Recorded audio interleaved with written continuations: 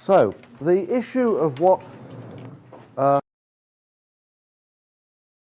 about first tackled by Eddington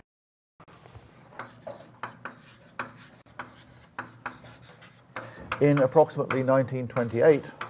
Unfortunately, nobody really believed him, which is a bit of a shame. His work was subsequently rediscovered, I think, more or less independently by Finkelstein in 1957.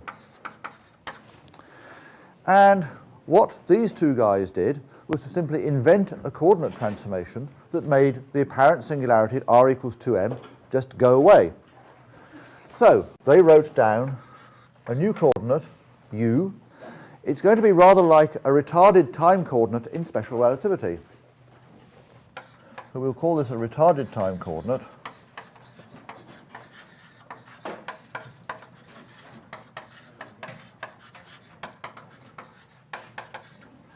And u was defined to be, in terms of the t, r, theta, phi coordinates, t minus r. So that's just like retarded time in special relativity. Minus 2m times logarithm of the modulus of r minus 2m, which you can regard as a correction term. And then what they said is, let's construct the metric in u r theta phi coordinates.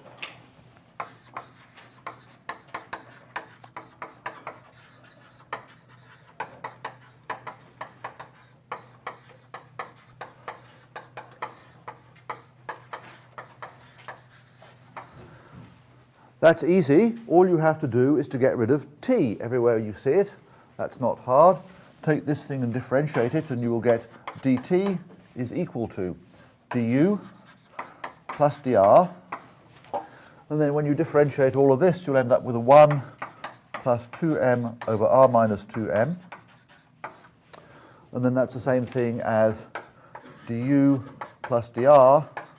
And then there's an r over r minus 2m when you collect up terms.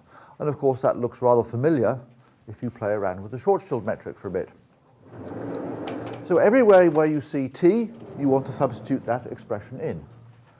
So take the Schwarzschild metric, minus dt squared into 1 minus 2m over r plus dr squared over 1 minus 2m over r plus r squared d omega 2 squared. Everywhere you see dt, replace it by this. So you'll end up with the line element in these new coordinates, ds squared is equal to, well, minus du squared into 1 minus 2m over r. Then you can see from squaring this, there'll be some kind of cross term, minus 2 du dr.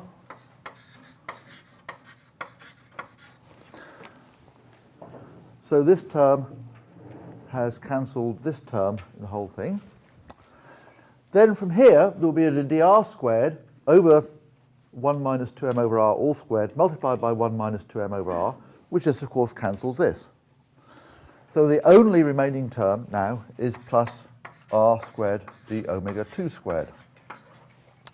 And that is the Eddington-Finkelstein form of the metric. You might respond that this still looks peculiar at r equals 2m. But notice that the metric here, it's true that this coefficient has got a 0 in it, but just think about if you just think about this bit of the metric, it's perfectly smooth at r equals 2m, and it is invertible. You can see that because if you calculate the determinant of this bit of the thing, it doesn't vanish. In fact, it's always equal to 1, minus 1. And so the metric is invertible at r equals 2m. This thing goes to 0, but that doesn't affect anything. That's because the inverse metric is still perfectly well defined, and the derivatives are perfectly smooth. So whilst GUU goes to 0, as r goes to 2m, it's still differentiable. All components of the metric are differentiable.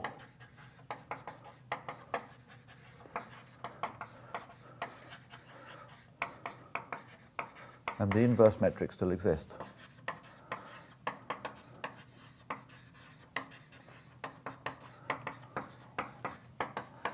So this seems like a perfectly reasonable coordinate transformation. Obviously, the coordinate transformation itself is singular at r equals 2m, because as r goes to 2m, this here thing is going to 0, so the logarithm is going to minus infinity. It's a potential problem. But if you're going to get rid of a coordinate singularity, it's obvious, more or less, that the transformation that you use has got to be singular.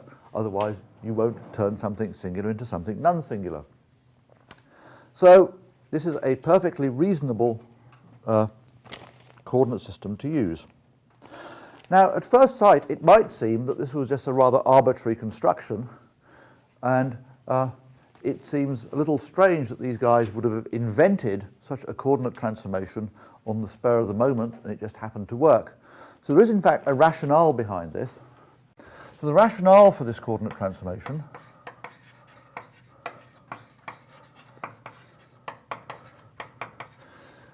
what they were interested in doing was looking at light rays coming out of the central region. So what you could do is to ask what happens if you put theta and phi equal to a constant. So you forget this part of the metric. Then you'll notice that a line of constant u, so that du is equal to 0, always has ds squared equals 0. So u equals constant as well, has ds squared equals 0 for all r. And therefore it represents an outgoing light ray. So u theta phi constant represents an outgoing light ray moving radially outwards.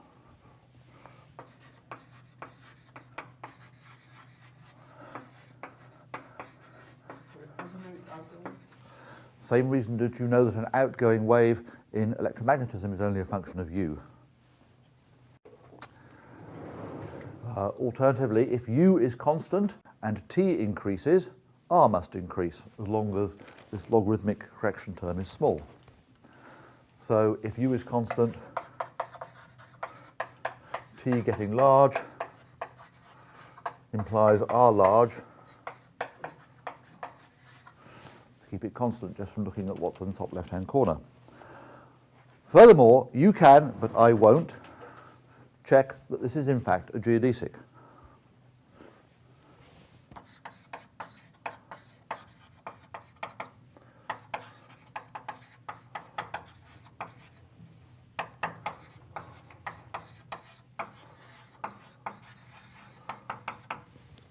The only reason I'm not going to do that is because I don't want to mess around trying to solve the geodesic equations right now. So these curves just quite happily pass through r equals 2m.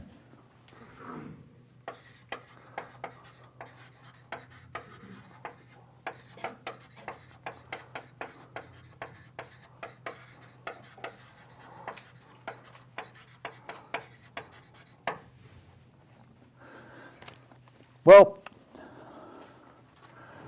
the easiest way to try and describe what's going on here is to try and draw a picture. Now, there are two ways in which you can draw these pictures. So there is the Eddington, there isn't an Eddington way, Eddington didn't draw pictures, but there's a Finkelstein way of doing it. And so we'll do that first, and then we can try and turn that into a Penrose diagram, which is probably a bit easier to understand. So if we want to draw a picture of the UR plane, so we'll just forget about theta and phi. We can put those equal to a constant. Everything is spherically symmetric, so that won't make a great deal of difference to us. The easiest way to do this is to draw R in a horizontal direction like this. But U, it's not convenient to draw going vertically upwards. It's much easier to draw them, the lines of constant U, going at some direction like this. That's because out near infinity, you know that u looks like t minus r. So these will be lines of u equals constant.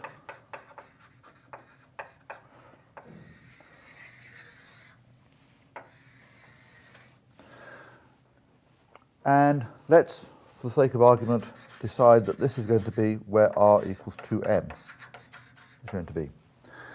If you are at huge distances from r equals 2m, you know that space-time looks more or less flat. That's because in this form of the metric, if you send r to infinity, then of course that tends to 1 and that tends to 1, and it just looks like the metric on Minkowski space.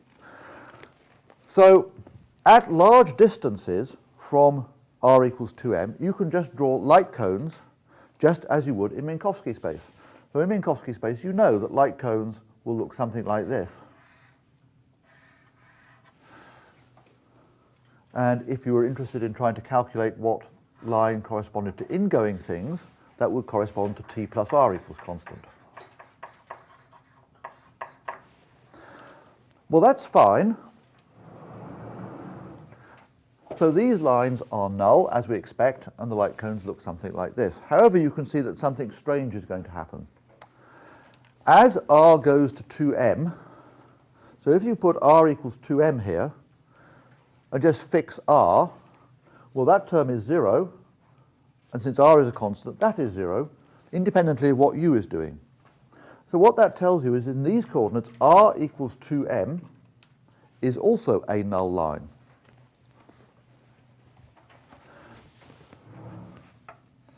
So this is a null line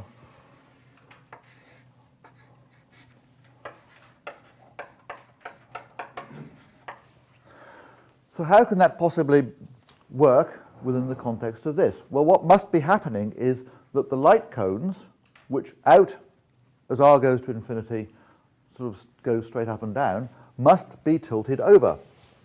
And they're tilted over like this. So in between it will be some kind of, well, not quite as bad as that, but tipping over like that. So by the time you get to this surface, all of these light cones have tipped over. Now, if you think about causality, and you construct a general time-like line, time-like lines must be sitting inside the light cone. So a typical time-like line, it's kind of bad to use white for this. I think we need some other colours.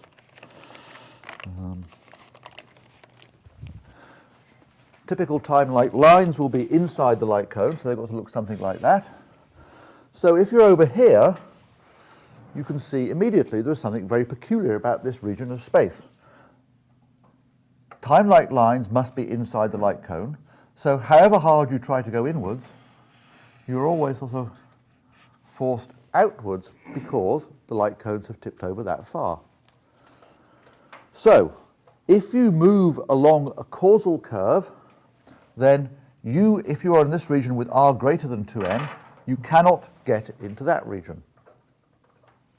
So this is a sort of an impenetrable barrier as far as causal curves are concerned. Furthermore, if you are inside this region, you can see that you're always forced to move outwards. So this is a region which you are compelled to leave if you move along a causal curve.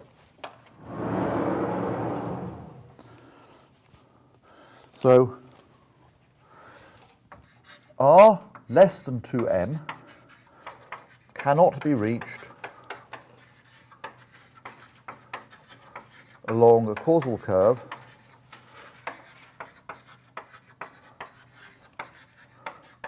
from r greater than 2m.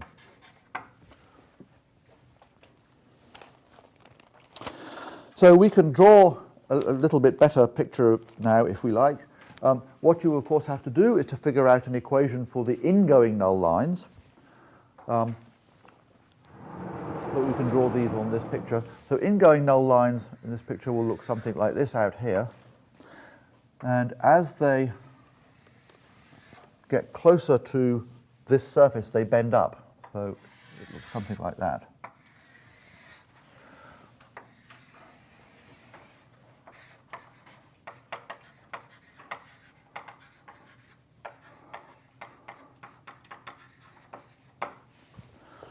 And if you do it inside this surface, you'll discover they look right the other way around. So they look something like that. But lines of constant u continue to look like this. So you can now scatter light cones everywhere in this picture, and it looks something like this.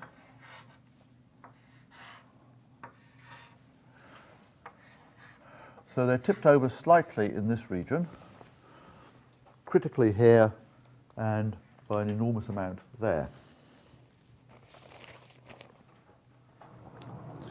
So let me introduce some notation to deal with this kind of issue. There are various types of things which one needs to become vaguely acquainted with to sort of have some kind of clear picture of what's happening here. So I want to define a collection of different kinds of sets of things. So I want to start with the chronological past of something.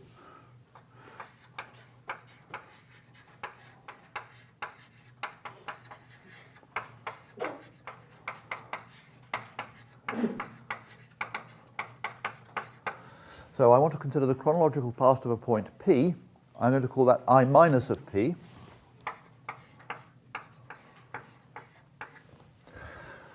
This is going to be the set of all points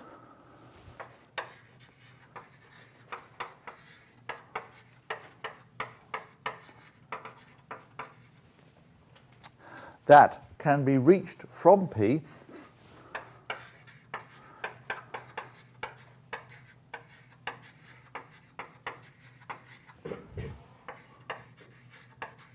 along a path-directed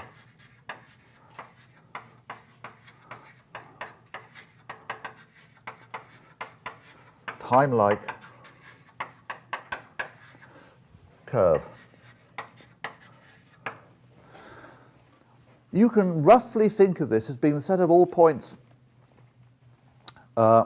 which lie in the past light cone of P, but there I mean actually inside the past light cone. This is a precise definition, but intuitively you want to think of this as being the interior of the past light cone of P.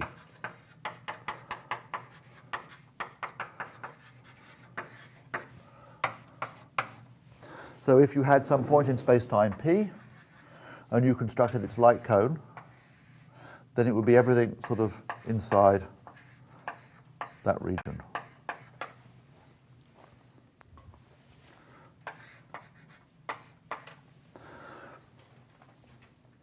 Well, now you can see that there's a whole collection of similar such things. You can imagine the chronological future of a point.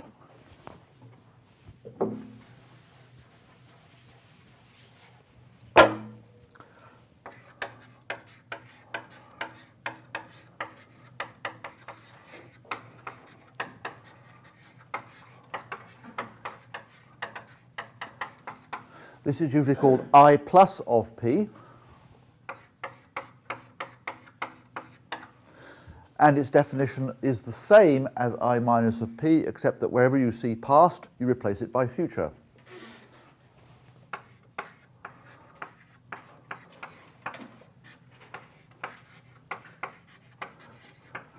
So it's the set of all points that are in the future light cone of P.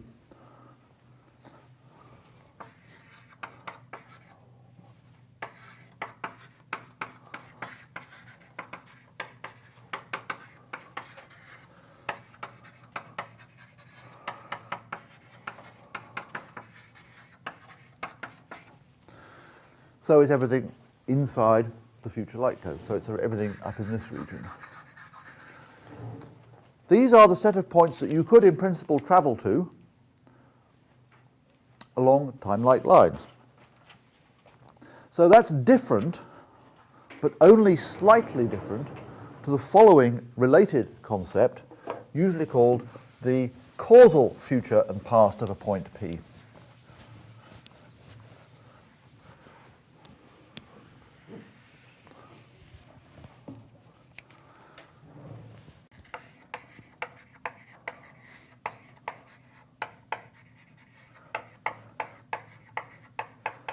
we can deal with future and past all at once now.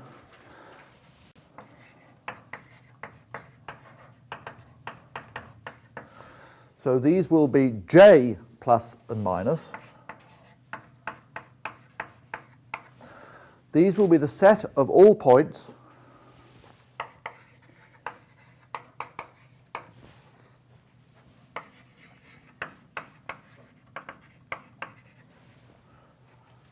such that can be reached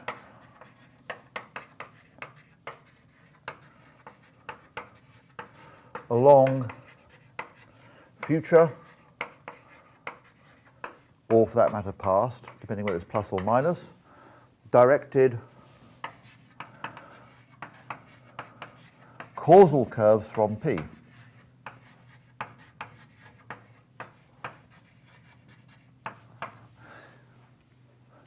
Causal for me means ones which are either time-like or null.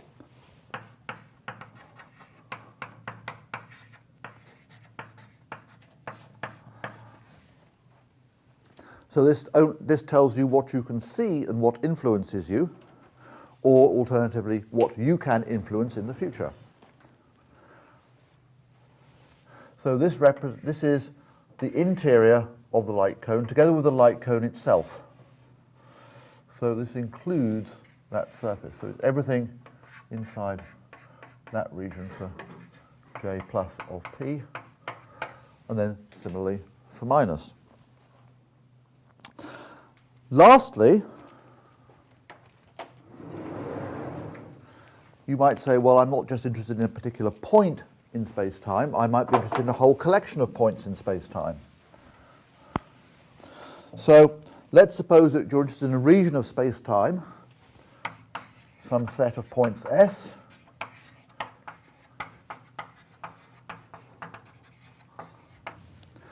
you can regard S as the union of a whole collection of points.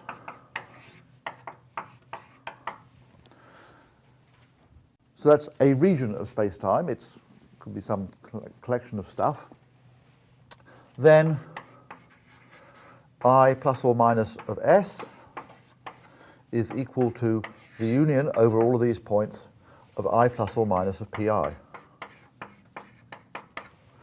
And similarly, J plus or minus S.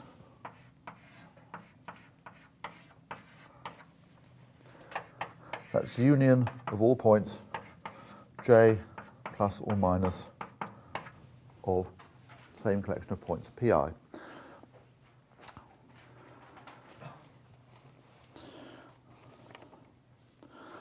Now let's think about this picture again.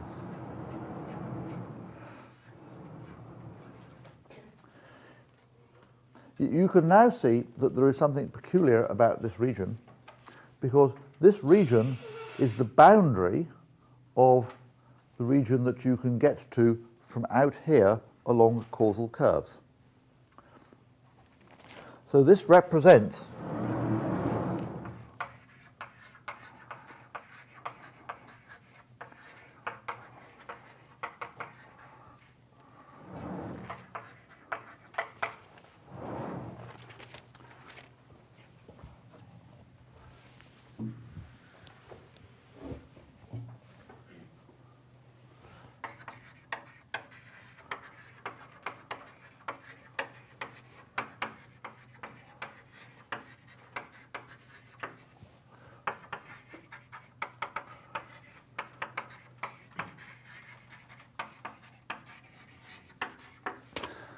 Now, of course, looking at this picture is a little bit misleading, because what you have done is you've concentrated on what happens at r equals 2m. So it's much easier to try and put this picture into the language of Penrose diagrams. So you can think of this in one of two ways. I don't really mind which you do. So I would be inclined to say, well, forget theta and phi, because you're dealing with something which is spherically symmetric. So just take the UR plane. That's a two-dimensional surface. And any two-dimensional surface I can carry out a conformal transformation on and make it conformally flat. You know that from studying complex variables. That is not a construction that you actually want to do explicitly. That's because the functions that are involved will be very, very unpleasant indeed. So the simplest thing to do is just to sort of draw a Penrose diagram based more or less on your intuition and, in some people's cases, decades of experience of doing this kind of thing, where you just say, well, I know that if I go far enough in this direction, space-time looks flat, just as it does in Minkowski space. So the first step would be to say that R goes to infinity is just like looking at Minkowski space.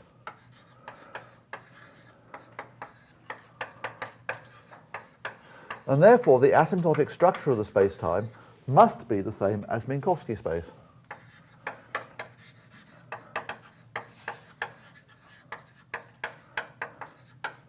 Now, at this point, I have to ask a question of you. Do not draw this. The Penrose diagram of Minkowski space might have looked like the left-hand one or the right-hand one. Hands up those who think it looked like the left-hand one. Good. Well, hands up those who thought it looked like the right-hand one. Okay, that's... I was hoping it would be a bit more than that, but never mind.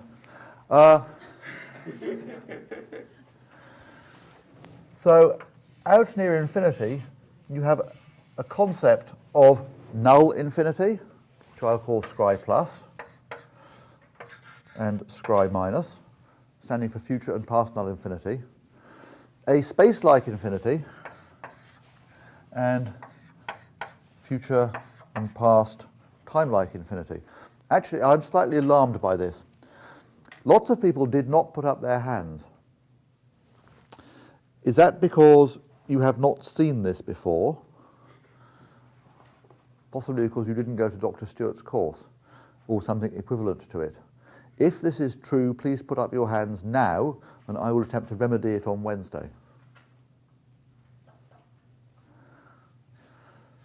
Don't be shy. There is no disgrace in not going to something. 3, 4. All right. All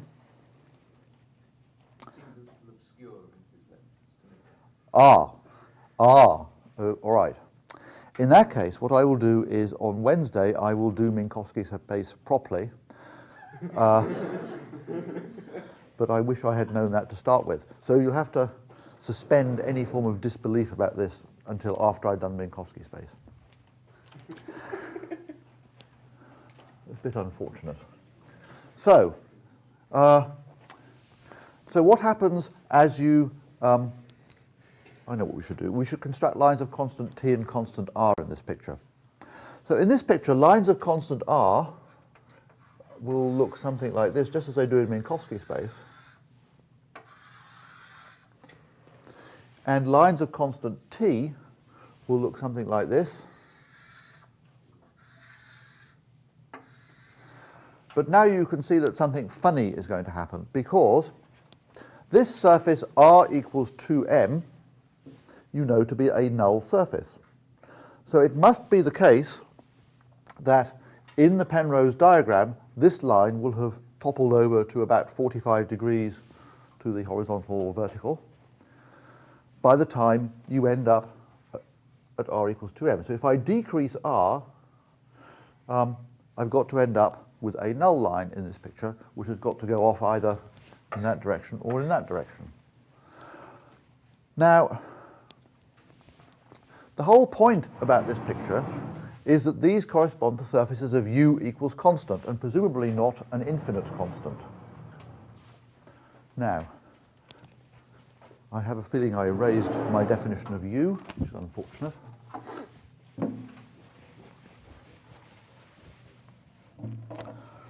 So, u is equal to t minus r minus 2m times logarithm of the modulus of r minus 2m. As r goes to 2m, this expression here goes to minus infinity. So that thing goes to plus infinity.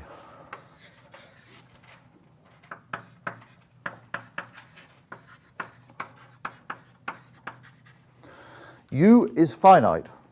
So the only way in which this could happen is if t is going to minus infinity.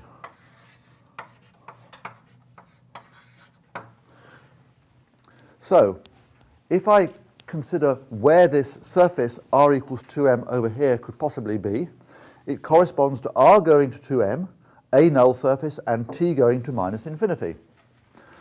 So in this picture, t increases from here to here. So minus infinity is going to look something getting down, looks like that. And so the obvious way to draw this surface r equals 2m is a line that looks like that.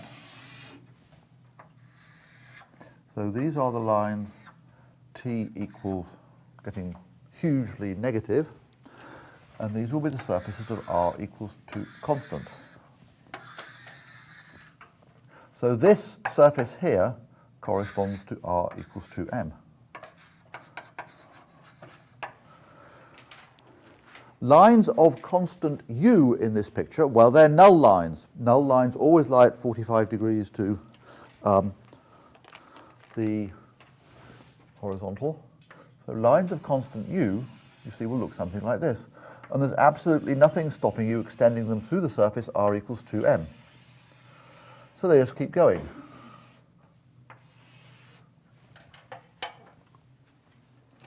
So that's absolutely fine. What happens inside this region? We have a perfectly good metric inside there. Remember, we constructed the metric to be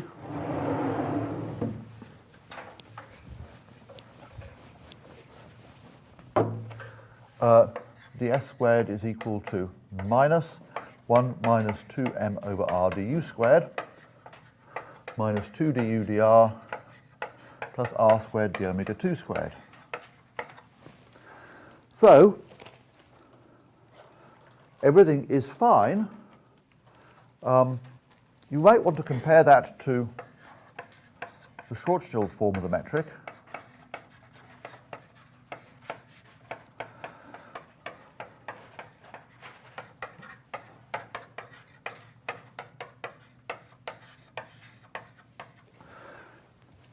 So this allows you to go through r equals 2m, but you might want to look at this metric for r less than 2m. If r is less than 2m, this factor here is negative, this factor here is positive, so the space-time has got signature plus minus plus plus. So this is a perfectly well-behaved metric, provided r is not equal to 2m.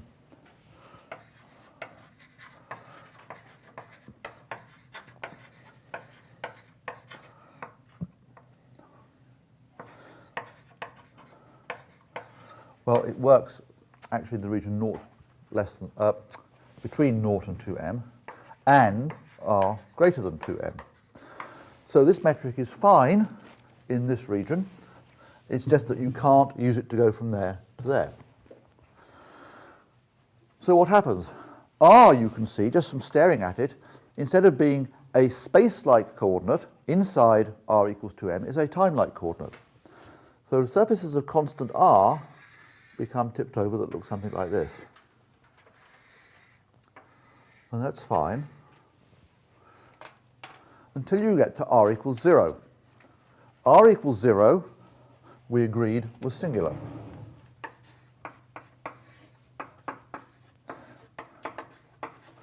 In the sense that the curvature blew up in a coordinate-independent way.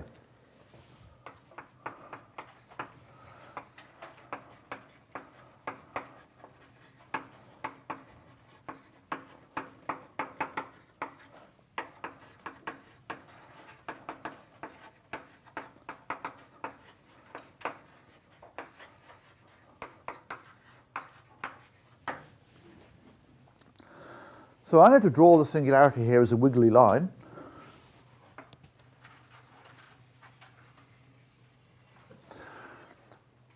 There is only one mathematical way in which you can describe this. So at this point, as you go in this direction, the manifold structure of space-time is absolutely fine until you reach the singularity, at which point everything goes horribly wrong. So the only mathematical thing that you can do is to say that this represents the boundary of space-time.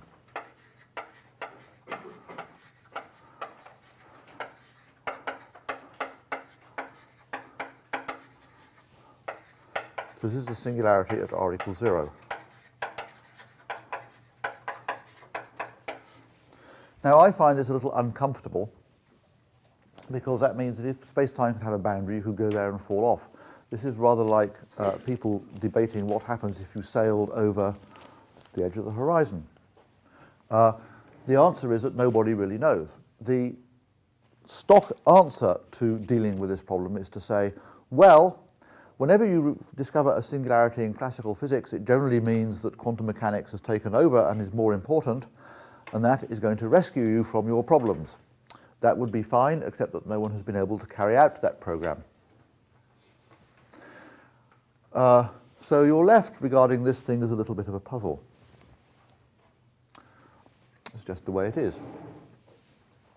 But this is certainly what happens in classical general relativity. Now you can see why I was talking about sets and boundaries. So let's suppose that I'm at scri minus, some point here. I can move in this direction, happily. That's as rapidly inwards as I can go. I will never get to this surface, and I can never get in here. The remote past at infinity is down here. So I cannot get inside this region, however hard I try. So this surface here is usually written as the boundary of the causal future of scri minus.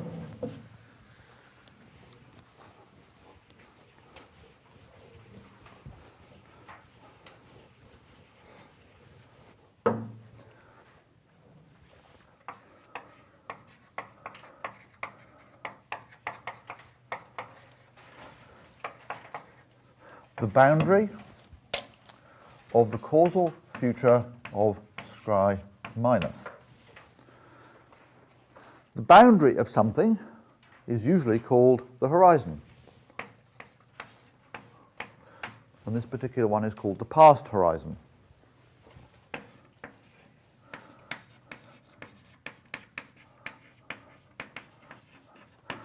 It's called a horizon because you cannot probe what's beyond it.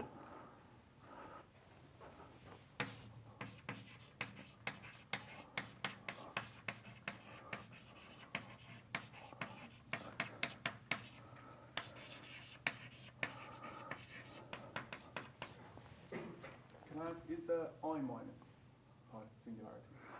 No, not really, but in these pictures it's kind of hard to distinguish.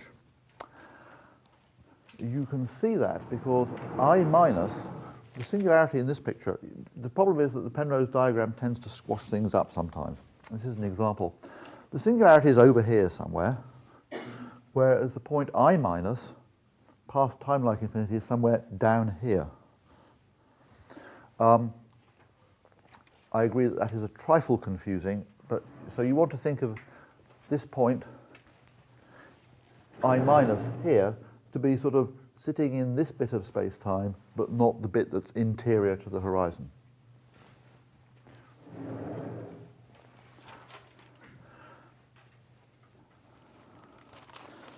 Now, you might think that there was something a bit strange about this. So there's a tendency in popular books, at any rate, to say that there's something strange about the curvature here. But it really is not true. Suppose I calculated the square of the Riemann tensor, RABCD squared.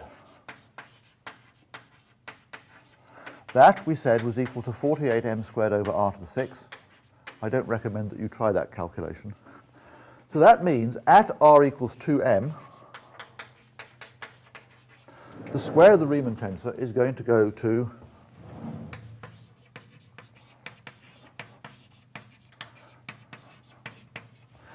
Well, 2 to the 6 is 64, so that's going to be, what, 3/4, 1 over m to the 4th. So the curvature at the horizon is not necessarily large.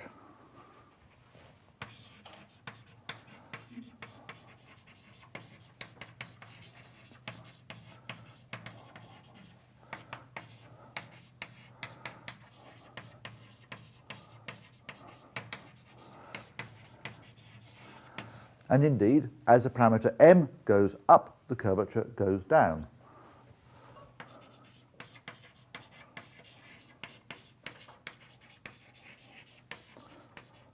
So the fact that there is a horizon there has nothing to do with the strength of the gravitational field.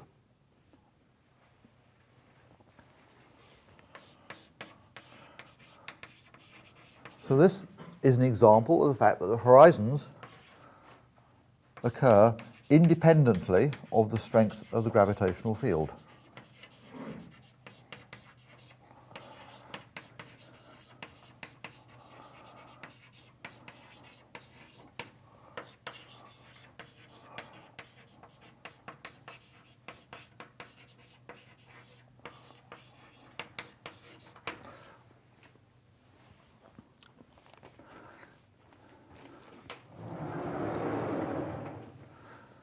Now, at this point, you should say, you have done something completely ridiculous.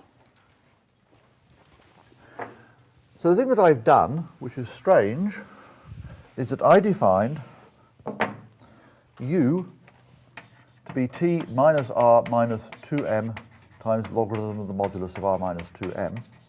But I started with a Schwarzschild metric, which was minus into 1 minus 2m over r, dt squared, into 1 minus 2m over r to the minus 1, dr squared, plus r squared d omega 2 squared.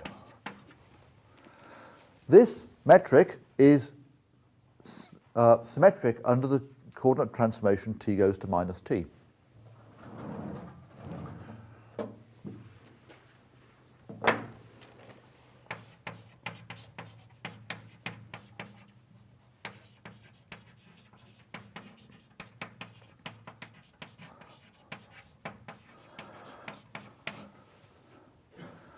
Whereas this picture here has picked out the past as being different to the future, because I found something interesting happening in the past. So the obvious conclusion is that there must be much more to it. And there is, because at this point I chose to pick the retarded time variable. So, but I could have chosen the opposite side. I could have picked advanced time and it would have made absolutely almost no difference. So, instead of picking u, I could have picked v. Actually, you don't want to change the sign of the time, you want to change the sign of everything else. So there is an advanced time coordinate, which looks like this, in which almost everything has got to be the same.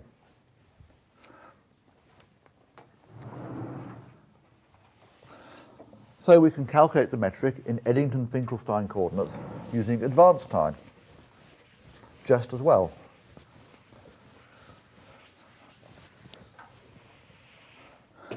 So if I do that and substitute this in, I find a different metric, which is ds squared equals minus into 1 minus 2m over r, dv squared, and now plus 2 dv dr, plus r squared into d omega 2 squared. So this is a different form of the Eddington-Finkelstein metric. You could almost guarantee that the only difference is going to be the time orientation. So in the same way, I can draw VR plane, and the only difference is that it's upside down compared to my previous picture. So let's draw R in this direction. V, that's going to be advanced time. That represents ingoing light rays.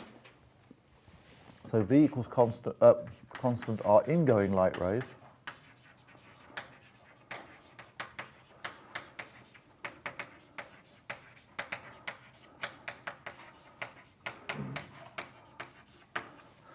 So they look something like this in this picture. These are lines of V equals constant.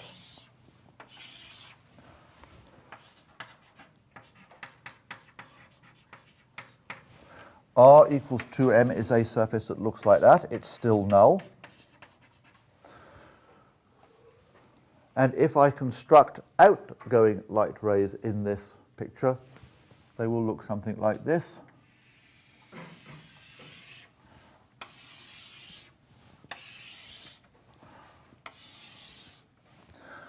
So that light cones in the VR theta phi plane look something like this. So what happens is that they tip over in the other direction.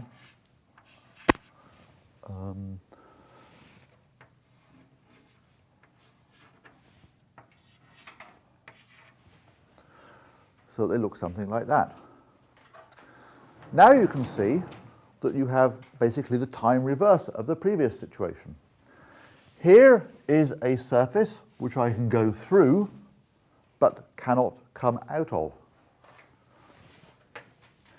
So R equals 2m is the boundary now of places I can escape from.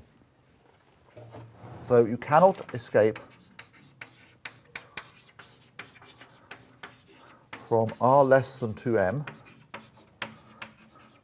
along a causal curve.